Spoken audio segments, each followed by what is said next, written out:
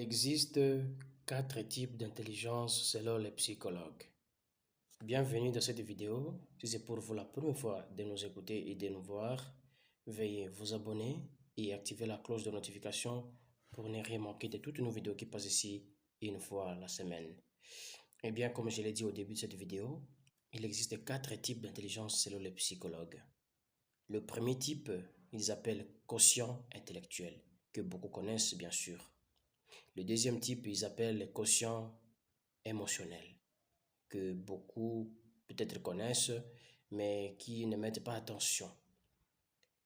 Le troisième type d'intelligence que les psychologues veulent nous expliquer en ces jours, c'est les quotients social, que beaucoup connaissent aussi.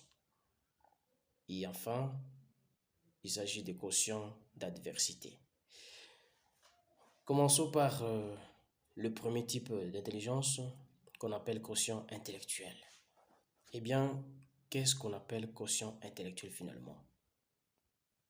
Comme vous le savez tous, le quotient intellectuel, c'est la mesure de notre capacité de compréhension.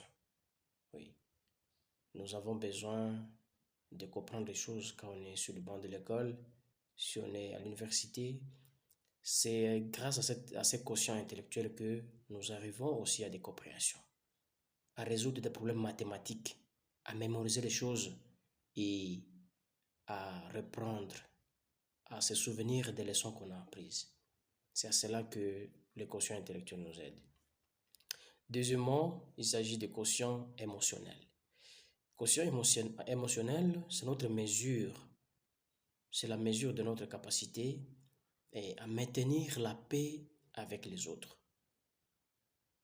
Nous avons toujours des problèmes entre nous, mais comment maintenir la paix avec les autres? C'est à cela que le quotient émotionnel nous aide.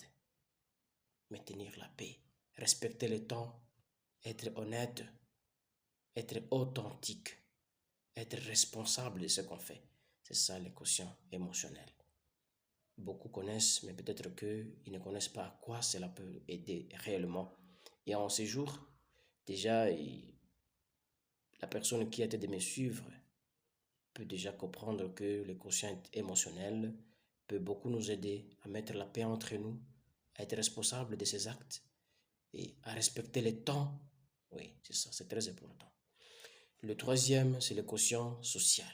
Le quotient social, comme vous le savez, même le terme le dit social, c'est cette mesure de notre capacité et à savoir se constituer un réseau d'amis.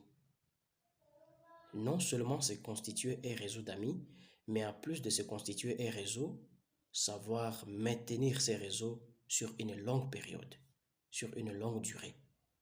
Ça peut arriver que vous êtes ami avec quelqu'un, mais une semaine, 2 semaines, la personne commence à manifester une nonchalance. Et ça peut arriver.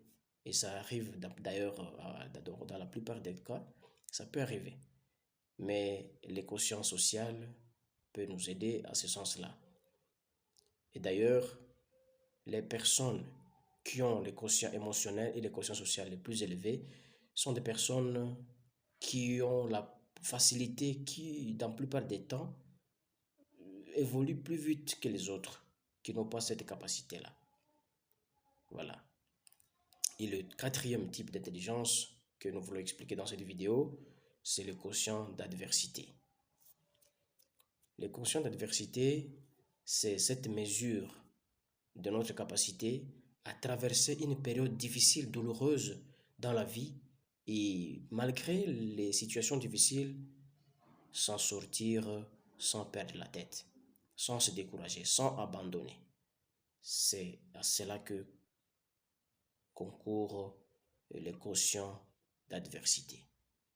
Chers parents, chers futurs parents, vous avez une responsabilité d'aider vos enfants non seulement à avoir un quotient intellectuel, mais aussi à les aider à cultiver les quotients émotionnels, les quotients sociaux et les quotients d'adversité. Les psychologues disent ceci,